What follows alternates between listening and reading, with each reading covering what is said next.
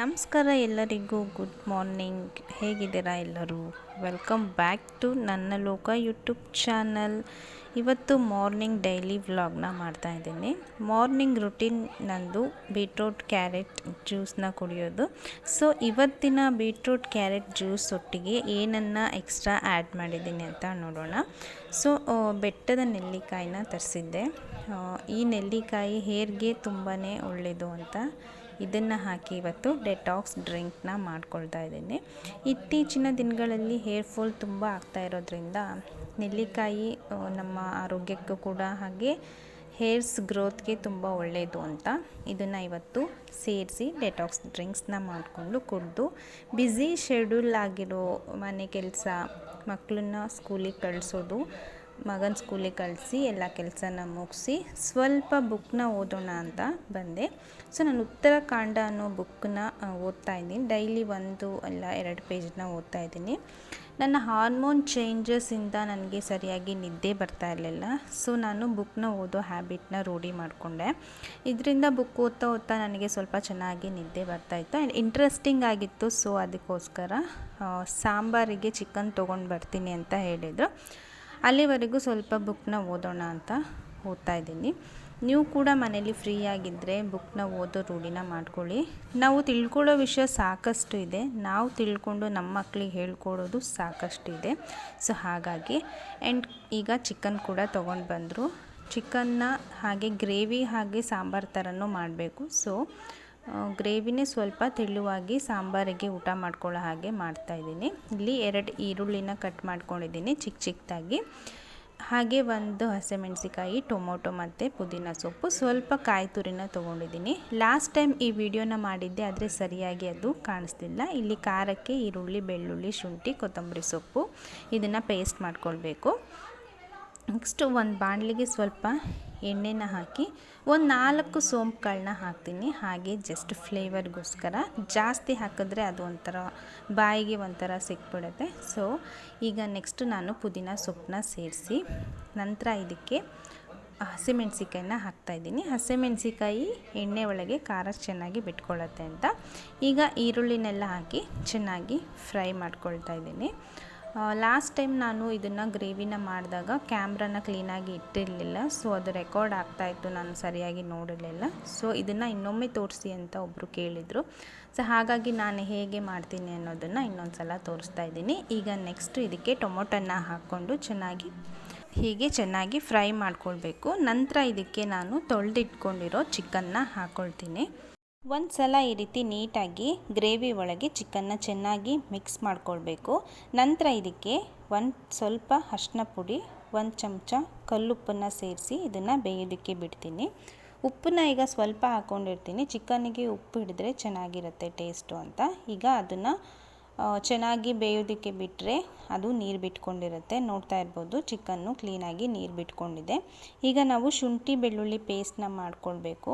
ಅದನ್ನು ಮಿಕ್ಸಿಯಲ್ಲಿ ರುಬ್ಬಿ ಪೇಸ್ಟ್ನ ಮಾಡಿಟ್ಕೊಂಡೆ, ಅದು ಬೇಯೋ ತನಕ ಅದನ್ನು ಈಗ ಇದಕ್ಕೆ ಸೇರಿಸಿ ಸ್ವಲ್ಪ ನೀರನ್ನು ಹಾಕಿ ಇದನ್ನು ಮತ್ತೆ ಕುದಿಯೋದಕ್ಕೆ ಬಿಡ್ತೀನಿ. ಈರುಳ್ಳಿ ಬೆಳ್ಳುಳ್ಳಿ ಜೊತೆ ಚಿಕನ್ನು ಹದವಾಗಿ ಬೇಯುತ್ತೆ. ಎಷ್ಟು ಬೇಕೋ ಅಷ್ಟು ನೀರನ್ನ ನೋಡಿ ಸೇರಿಸಿ ಚಿಕನ್ನ ಬೇಯೋದಕ್ಕೆ ಬಿಟ್ಟಿರ್ತೀನಿ. ಇದ್ರ ಜೊತೆಗೆ ಅಲ್ಲಿ ತೋಟದಲ್ಲಿ ಅಣಬೆ ಬಿಟ್ಟಿತ್ತು ಅಂತ ಹಾಗೆ ನಮ್ಮ ಅತ್ತೆ ಕೊಟ್ಟು ಕಳಿಸಿದ್ರು. ಈಗ ಮಳೆ ಸ್ಟಾರ್ಟ್ ಆಗುತ್ತೆ, ಗುಡುಗು ಸ್ಟಾರ್ಟ್ ಆದಾಗ ಅಲ್ಲಲ್ಲೇ ಅಣಬೆಗಳು ಹೇಳ್ತವೆ. ನನಗೆ ಅಣಬೆ ಅಂದರೆ ತುಂಬ ಇಷ್ಟ, ಇದ್ರ ಸಾರು ತುಂಬಾ ಇಷ್ಟ. ನಮ್ಮ ಸಾಗರದ ಕಡೆ ತುಂಬಾ ಇದನ್ನು ಸಾಂಬಾರು ಮಾಡಿ ಊಟ ಮಾಡ್ತಾಯಿದ್ವಿ. ಇಲ್ಲಿ ಇವರು ಯಾರೂ ಊಟ ಮಾಡೋದಿಲ್ಲ, ಬಟ್ ನನಗೆ ತುಂಬ ಇಷ್ಟ. ಹಾಗೆ ಇದನ್ನು ಜಸ್ಟ್ ಗ್ರೇವಿ ಥರ ಮಾಡೋಣ ಅಂತ ಇದನ್ನು ನೀಟಾಗಿ ಪೀಸ್ ಮಾಡ್ಕೊಳ್ತಾ ಇದ್ದೀನಿ. ತುಂಬ ಮಣ್ಣಾಗಿದೆ, ಇದನ್ನು ಕ್ಲೀನಾಗಿ ವಾಶ್ ಮಾಡ್ಕೊಳ್ಬೇಕು. ಈ ರೀತಿ ಪುಟ್ಟಾಗಿ ಕಟ್ ಮಾಡಿಕೊಂಡು ನೀಟಾಗಿ ಮಣ್ಣೆಲ್ಲ ಹೋಗೋ ಥರ ನೀಟಾಗಿ ವಾಶ್ ಮಾಡ್ಕೊಳ್ತಾ ಇದ್ದೀನಿ. ಅಣಬೆ ತುಂಬಾ ಅದಾಗಿ ಹುಟ್ಟಿ ತೊಗೊಂಡು ತಿಂದರೆ ತುಂಬ ಚೆನ್ನಾಗಿರುತ್ತೆ. ನಾವೀಗ ಬೇಕ್ರಿಯಲ್ಲೆಲ್ಲ ಸಿಗೋ ಅಣಬೆ ತೊಗೊಳಕ್ಕೂ ಮಶ್ರೂಮ್ಗೂ ಇದಕ್ಕೂ ಟೇಸ್ಟ್ ತುಂಬಾ ಚೆನ್ನಾಗಿರುತ್ತೆ. ಈ ಥರ ಅಣಬೆಗಳು ಸಿಗೋದು ಅಪರೂಪ. ಇದು ಮಳೆಗಾಲ ಗುಡುಗು ಬಂದಾಗ ಮಾತ್ರ ಹೇಳುವಂಥ ಅಣಬೆಗಳು. ಈ ರೀತಿ ನೀಟಾಗಿ ವಾಶ್ ಮಾಡ್ಕೊಂಡು ಬಂದೆ. ಈಗ ಅದನ್ನು ಚಿಕ್ಕದಾಗಿ ಪೀಸ್ ಮಾಡ್ಕೊಳ್ತಾ ಇದ್ದೀನಿ. ಇದು ಗ್ರೇವಿ ಹೇಗೆ ಮಾಡ್ತೀನಿ ಅಂತ ತೋರಿಸ್ತೀನಿ. ಚಿಕನ್ ಒಂದು ಸೈಡ್ ಬೇಯ್ತಾ ಇದೆ, ಸೊ ಇದನ್ನು ಕೂಡ ಈ ಕಡೆ ಸೈಡ್ ಮಾಡ್ಕೊಳ್ಳೋಣ ಅಂತ. ನೋಡ್ತಾ ಇರ್ಬೋದು, ನೀಟಾಗಿ ತೊಳೆದು ಚಿಕ್ಕದಾಗಿ ಪೀಸ್ ಮಾಡ್ಕೊಂಡಿದ್ದೀನಿ. ಈಗ ಚಿಕನ್ ಕೂಡ ಆಲ್ಮೋಸ್ಟ್ ಸಿಹಿ ಶುಂಠಿ ಬೆಳ್ಳುಳ್ಳಿ ವಾಸನೆ ಎಲ್ಲ ಹೋಗಿ ಚಿಕನ್ ಚೆನ್ನಾಗಿ ಬೆಂದಿದೆ. ಈಗ ಇದಕ್ಕೆ ನಾನು 1 ಚಮಚ ಮಸಾಲೆ ಪೌಡರ್, ಹಾಗೆ 1 ಚಮಚ ಖಾರದ ಪುಡಿ, ಹಾಗೆ 1 ಚಮಚ ಕೊತ್ತಂಬರಿ ಪುಡಿನ ಸೇರಿಸ್ತಾ ಇದ್ದೀನಿ. ನಾನು ಆಲ್ರೆಡಿ ಹಸಿಮೆಣಸಿಕಾಯಿ ಹಾಕಿರೋದ್ರಿಂದ ಖಾರದ ಪುಡಿ 1 ಚಮಚನ ಹಾಕ್ಕೊಂಡಿದ್ದೀನಿ. ನೆಕ್ಸ್ಟ್ ಇದಕ್ಕೆ ಚಿಕನ್ ಮಸಾಲ ಸೇರಿಸ್ತೀನಲ್ವ, ಸೊ ಖಾರ ಕರೆಕ್ಟಾಗಿ ಆಗುತ್ತೆ. ಹಾಗಾಗಿ ಈಗ ಚೆನ್ನಾಗಿ ಮಿಕ್ಸ್ ಮಾಡಿ ಇದನ್ನು ಕೂಡ ಗ್ರೇವಿ ಥರ ಮಾಡ್ಕೊಳ್ಬೋದು. ಬಟ್ ನಮಗೆ 2 ಹೊತ್ತಿಗೆ ಸಾಂಬಾರು ಬೇಕಾಗಿರೋದ್ರಿಂದ ನಾನು ಸ್ವಲ್ಪ ಕೊಬ್ಬರಿನ ಅರ್ಧಿ ಹಾಕಿ ಸ್ವಲ್ಪ ಸಾಂಬಾರು ಥರ ಮಾಡ್ಕೊಳ್ತಾ ಇದ್ದೀನಿ. ಇಷ್ಟನ್ನು ಕೂಡ ಇದಕ್ಕೆ ಚಿಕನ್ ಪೌಡರ್ ಹಾಕಿದ್ರೂ ಟೇಸ್ಟ್ ಒಂಥರ ಸಖತ್ತಾಗಿರುತ್ತೆ. ನಾನು ಸ್ವಲ್ಪ ಕೊಬ್ಬರಿನ ಪೇಸ್ಟ್ ಮಾಡಿ ಈ ರೀತಿ ನೀಟಾಗಿ ಮಿಕ್ಸ್ ಕೊಟ್ಟು ಇದನ್ನು ಚೆನ್ನಾಗಿ ಕುದಿಯೋದಕ್ಕೆ ಬಿಟ್ಟರೆ ಚಿಕನ್ ಗ್ರೇವಿ ಸಾಂಬಾರು ರೆಡಿ ಆಯಿತು. ಇದ್ರ ಜೊತೆಗೆ ಅಣಬೆ ಗ್ರೇವಿ ಕೂಡ ಮಾಡ್ಕೊಳ್ತಾ ಇದ್ದೀನಿ. ಹಾಗೆ ಋತ್ವಿಕ್ ಕೂಡ ಕಬಾಬ್ ಬೇಕು ಅಂತ ಕೇಳ್ತಾ ಇದ್ದ. ಸೊ ಇದೇ ಚಿಕನ್ನಲ್ಲಿ ಸ್ವಲ್ಪ ಚಿಕನ್ನ ಎತ್ತಿಟ್ಟಿದ್ದೆ ಅವನಿಗೆ ಕಬಾಬ್ ಮಾಡ್ಕೊಳ್ಳೋಣ ಅಂತ. ಈಗ ಚಿಕನ್ ಸಾಂಬಾರು ಥರ ಗ್ರೇವಿ ರೆಡಿ ಆಯಿತು. ಇದನ್ನು ಇಳಿಸಿ ಈಗ ಅಣಬೆ ಫ್ರೈನ ಮಾಡ್ಕೊಳ್ಬೇಕು. ಈ ಗ್ರೇವಿ ಸ್ವಲ್ಪ ಕುದಿ ಬರ್ತಾ ಇದ್ದಂಗೆ ನಾನಿಲ್ಲಿ ಆಚಿ ಚಿಕನ್ ಪೌಡರ್ನ ಸೇರಿಸ್ತಾ ಇದ್ದೀನಿ. ಇದನ್ನು ಹಾಕಿ ಸ್ವಲ್ಪ ಕುದಿಸಿದ್ರೆ ಅದು ಎಣ್ಣೆ ಎಲ್ಲ ಬಿಟ್ಕೊಳ್ಳುತ್ತೆ. ಆಗ ಸಾಂಬಾರು ಇನ್ನೂ ಸಖತ್ ಟೇಸ್ಟಿಯಾಗಿರುತ್ತೆ. ಸಾಂಬಾರಿಗೆ ಈ ಪೌಡರೆಲ್ಲ ಹಾಕಿದ್ರೆ ಚೆನ್ನಾಗಿರಲ್ಲ, ಈ ಥರ ಗ್ರೇವಿ ಮಾಡಿದಾಗ ಪೌಡರ್ ಹಾಕಿದ್ರೆ ಚೆನ್ನಾಗಿರುತ್ತೆ. ಈಗ ನೆಕ್ಸ್ಟ್ ನಾನು ಒಂದು ಪ್ಯಾನಿಗೆ ಸ್ವಲ್ಪ ಎಣ್ಣೆನ ಹಾಕ್ಕೊಂಡು ಸ್ವಲ್ಪ ಪುದೀನನ ಕಟ್ ಮಾಡಿ ಹಾಕಿದ್ದೀನಿ. ಹಾಗೆ 1 ಚಕ್ಕೆ, ಹಾಗೆ ಸ್ವಲ್ಪ ಸೋಂಕಾಳನ್ನ ಹಾಕಿ ಒಂದು ಚಿಕ್ಕದಾಗಿ ಕಟ್ ಮಾಡ್ಕೊಂಡಿರೋ ಈರುಳ್ಳಿನ ಹಾಕಿ ಚೆನ್ನಾಗಿ ಫ್ರೈ ಮಾಡ್ಕೊಳ್ತಾ ಇದ್ದೀನಿ. ಚಿಕನ್ನಿಗೆ ಅರ್ದಿರೋ ಈರುಳ್ಳಿ, ಶುಂಠಿ, ಬೆಳ್ಳುಳ್ಳಿ ಸ್ವಲ್ಪನ ತೆಗೆದಿಟ್ಟಿದ್ದೆ ಪೇಸ್ಟು ಇದಕ್ಕೋಸ್ಕರ. ಸೊ ಅದನ್ನು ಕೂಡ ಹಾಕಿ ಹಸಿ ವಾಸನೆ ಹೋಗೋವರೆಗೂ ಚೆನ್ನಾಗಿ ಫ್ರೈ ಮಾಡ್ಕೊಳ್ತಾ ಇದ್ದೀನಿ. ನಂತರ ಇದಕ್ಕೆ ನಾವು 1 ಟೊಮೊಟೊನ ಹೆಚ್ಚಿಟ್ಕೊಂಡಿದ್ದೆ, ಅದು ಟೊಮೊಟೊನ ಸೇರಿಸಿ ಚೆನ್ನಾಗಿ ಫ್ರೈ ಮಾಡ್ಕೊಳ್ಬೇಕು.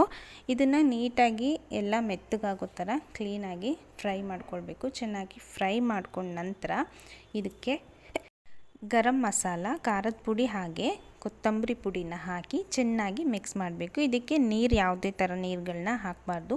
ಸ್ವಲ್ಪ ಎಣ್ಣೆ ಕಡಿಮೆ ಆಗಿದೆ, ಹಾಗೆ ನಾನು 1 ಚಮಚ ತುಪ್ಪನ ಸೇರಿಸ್ಕೊಳ್ತಾ ಇದ್ದೀನಿ. ಈ ರೀತಿ ಚೆನ್ನಾಗಿ ಮಿಕ್ಸ್ ಮಾಡಿ ಈಗ ನಾವು ತೊಳೆದಿಟ್ಕೊಂಡಿರೋ ಅಣಬೆನ ಹಾಕಿ ಒಂದು ಸಲ ಮಿಕ್ಸ್ ಮಾಡಿ ಒಂದು ಸ್ವಲ್ಪ ಉಪ್ಪನ್ನ ಹಾಕ್ಕೊಳ್ಬೇಕು. ಪುಡಿ ಉಪ್ಪನ್ನ ಹಾಕ್ಕೊಳ್ತಾ ಇದ್ದೀನಿ. ಒಂದು ಸ್ವಲ್ಪ ಪುಡಿ ಉಪ್ಪು ಹಾಕಿ ಚೆನ್ನಾಗಿ ಮಿಕ್ಸ್ ಮಾಡಿ ಇದನ್ನು ಕ್ಲೋಸ್ ಮಾಡಿಟ್ರೆ ಅಣಬೆನೇ ಚೆನ್ನಾಗಿ ನೀರು ಬಿಟ್ಕೊಳ್ಳುತ್ತೆ. ನೋಡಿ, ಯಾವುದೇ ಥರದ ನೀರನ್ನ ಹಾಕಿಲ್ಲ.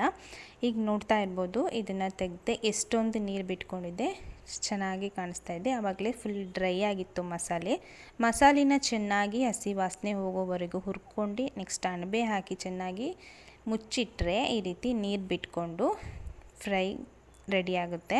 ಸೊ ಈಗ ನಾವು ಎಷ್ಟು ತೆಳ್ಳ ಬೇಕೋ ಗಟ್ಟಿ ಬೇಕೋ ನೋಡಿ ಇದಕ್ಕೆ ನಾನು ಒಂದು ಚಿಕ್ಕ ಲೋಟದಷ್ಟು ನೀರನ್ನ ಸೇರಿಸಿ ಇದನ್ನು ಲೋ ಫ್ಲೇಮಲ್ಲಿ ಬೇಯೋದಕ್ಕೆ ಬಿಡ್ತೀನಿ. ಅಣಬೆ ಬೇಗ ಬೇಯುತ್ತೆ. ಸೊ ಹಾಗಾಗಿ ಈಗ ಮೇಲೆ ಚಿಕ್ಕದಾಗಿ ಕೊತ್ತಂಬರಿ ಸೊಪ್ಪನ್ನ ಕಟ್ ಮಾಡಿ ಹಾಕಿ ಸ್ವಲ್ಪ ಚಿಕನ್ ಮಸಾಲ ಮೇಲೆ ಹಾಕಿದ್ರೂ ಟೇಸ್ಟ್ ಸಖತ್ತಾಗಿರುತ್ತೆ. ಸೊ ಇಲ್ಲಿ ಅಣಬೆ ಫ್ರೈ ಕೂಡ ರೆಡಿ ಆಯಿತು.